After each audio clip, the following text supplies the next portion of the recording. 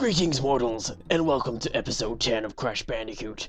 Today we'll be tackling the hardest level in the game, Castle Machinery. Tremble in fear before its fearsome mighty difficulty. Jump on the green gem as we tackle this green gem challenge, or should I say, green gem yeah. Difficulty is lull. First attempt, you think? Oh wow, that was easy. That was actually, wow. We got a lot of lives from that. Wow. Well, there you go. That's Castle Machinery out of the way. It wasn't nearly as hard as I thought it would be, but, you know. Anyway, yeah, this is Kados here, bringing you episode 10 of Crash Bandicoot. And I thought we'd start this episode off with a pretty easy level. That was a green gem challenge, technically. I mean, really, it's not required. You know, it's completely optional to do if you want 100% the game, but it's nice to get those extra lives, I suppose. But this level, there is a green gem challenge, but it's not really required, so it's not really a green gem challenge, so I'm not going to call this a gem challenge at all. But this level is still pretty hard. Not the hardest level in the game. I mean, I really like these levels because they're just kind of, you know, a bit different, you know. There's lots of platforming challenges and jumpy, bouncy things you gotta jump, you know, the kind of level. I like this level, okay. And yeah, in the last episode I asked, what was your favourite Crash Band? Ooh, you make sure you jump on the other platform before you... This bit's a bit tricky, because if you don't get off the platform in time, you'll incinerate yourself. Yeah, last episode I asked, what was your favourite Crash Bandicoot character? Sorry, my nose is a bit sniffly. What was that? Yeah, anyway, sorry, I'm getting distracted. I asked, what was your favourite Crash Bandicoot character? And I got a couple of responses from the same people who answered last time, because they're like, my biggest fans! Crashinator 7000, where was his comment? Yeah, he said his favourite Crash Bandicoot character, or characters I should say, is the Bird Twins from Twinsanity. And yeah, I guess that was pretty funny. I mean, I can't do a screen cap of the comment because there was a lot of other stuff he said in the comment that was irrelevant to the question of the video, which I don't know, it's just, it would look silly if I put it up there. Yeah, the Bird Twins from Twinsanity, they were pretty cool, I guess. They were different enemies, which I liked to see in a Crash game. Unlike, you know, Crash Wrath of Cortex, they just, you know, they didn't really do anything new. They added in Crunch, but he was pretty shit as a villain. Yeah, the Bird Twins are cool, and I think they made some nice villains for that game. I'm gonna try and get this name right this time because I got it wrong last time, but I think I can pronunciate it right this time. Where is the comment? Alright, correct me if I'm wrong. Tatagliacon, is that right? Tatagliacon. He says Tana is his favorite character. Well, because, you know, that fur. Just kidding, he likes Cortex more. Yeah, I think Tana was like the, you know, she might have sparked some kind of furry interest, I would say. You know, that furry community who, I don't know what those furries do. I know there are different, like, kinds of furries. I know some furries like to dress in animal costumes and stuff when they're getting freaky. That's what I've heard. It's a rumor. I don't know if it's true. Correct me if I'm wrong, and if, you know, if you're a furry.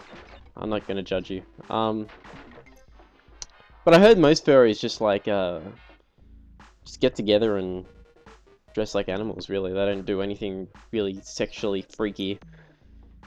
But I know some do, but not all do. I think it's just a... And there's like all these different definitions of furries too, and like, every time furries come up, I'm just like, I don't know what you guys are all on about, so I'm not going to say anything. But they get very defensive when you pick on them, and you know, it's like almost like a religion kind of thing that they've got going on there, the furry community. But they get really defensive if you piss them off, so don't piss off those furries, man. They'll get you. Yeah, what else was I going to talk about? Oh yeah, next question of the video, well, today's question of the video is pretty obvious, since the last question of the video was, what was your favourite Crash character? And this question of the video is, what is your least favourite Crash character? Just leave your answers in the comments and I will answer them in the next episode. And this part here, this is why people... This kind of shit is why people don't like doing 100% runs of this game. Because to get all those boxes, every single box in every single level, you have to do shit like that. And it's just like... But you know, I'm not gonna puss out and not do a 100% run. You know, with me in these Crash games, I've got to 100% them. That's just my goal. If I can 100%, if I can do a 100% walkthrough of the first 3 Crash games, then I'd be completely happy.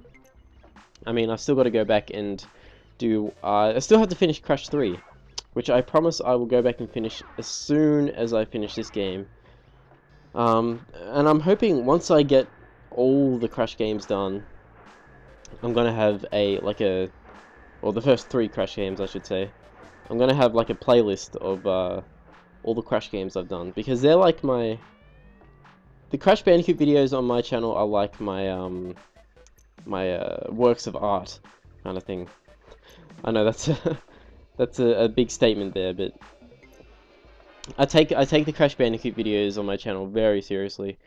People often ask if they can do cooperative commentaries and stuff with them, and I just say, you know, man, I would love to, but Crash is kind of my game that I want to do by myself, and you know, it's my thing kind of thing. It's why a lot of people watch my channel, just because of the Crash videos, which is really cool. But if people ask to do co-op commentaries for them and stuff, you know, I kind of say, nah, sorry, man, this is kind of my thing. But I'll happily do cooperative I'll happily do cooperative commentary with other games, but Crash is kind of like, you know. Anyway, this is NITRUS BRIO. This boss is pretty interesting. I would say this is one of my most favorite bosses in this game. Probably after Ripperoo, mainly because it's just interesting. Like, it's not just dodge attacks and then, you know, do some stupid phase or whatever. It's like there's always something going on in this boss fight. What you got to do is you got to dodge. He's going to be throwing different potions at you, and they'll do different things, and you have to dodge them. So, like, the pink potions, they'll just explode when he throws them. The green potions will turn into blobs, which will try and attack you. And you've got to take out the blobs, which somehow defeating the blobs takes off his health, which doesn't make much sense. After that, he'll drink his own potions, and then he'll turn into this big thing. Basically, after that, you've got to... I don't know what I'm doing here, because this is the first time I've burst in. But what you have to do is, when he does that, bricks will fall down, and you've got to jump onto the bricks and then onto his head. So there you go, that's pretty much this boss. It doesn't take long to beat this boss, but I'm just playing this boss badly. And before I keep going on about this, I forgot to answer my own question of the video. This is like take 2 of commentary because I forgot to do it in the first one. Yeah, the question of the video was, what's your least favorite Crash Bandicoot character? And my least favorite Crash Bandicoot character, pretty obviously, I think a lot of people will agree with me on this one.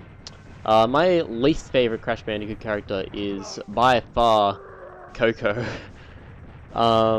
Because Coco, she is just a fucking bitch. Like, all of her gameplay sucks in Crash 3.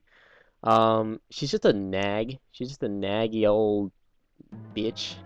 And she's just a bad replacement for Torna. Because in this game, Torna was like the female protagonist kind of thing, but not really. I wouldn't call her protagonist, actually. The female counterpart of Crash.